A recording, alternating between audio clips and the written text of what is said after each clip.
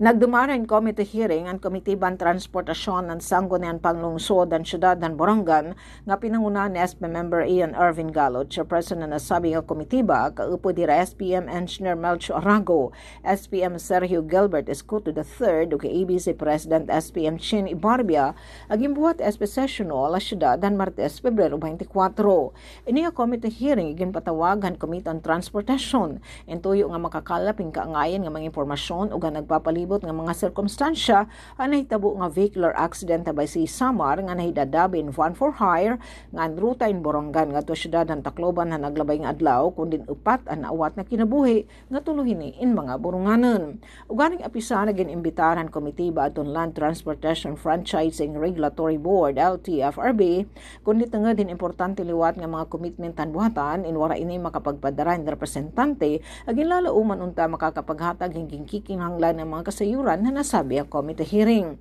Sanglit iging patapod ni SPM Gallo nga adton mga pamakian na hearing nga nakadirekta LTFRB inigpapadangat hagilayon ng komitiba nga adton nasabi nga board. Upad liwatan panguna gintala kay hini nga hearing adton iging papatuman nga mga safety measure han mga nag-ooperate nga utility van UV Express services sa syudad nga magpipihuan seguridad han mga pasahero han publiko. Hini nga hearing nakita adton kakinahanglan ng pagkakamay-aden public utility van o PUV ordinance sa syudad kundi iging patapod ang chairperson ng komitiba ng transportasyon nga ining legislative measure inigdudusuhan komitiba hakonseho. Tinambong hini nga committee hearing aton mga representante nga nag-ooperate hin utility van express sa syudad sugad aton Daptors, Vans, Borongan Transport, Gatsco, Giwan Express, Franklin Tours, MB Transport nga nadton mga pinuno han mga hintutungdan nga mga batan ng lokal nga pamunuan nga ng ahensya nasyonal. Nga tinambong liwat adton mga representante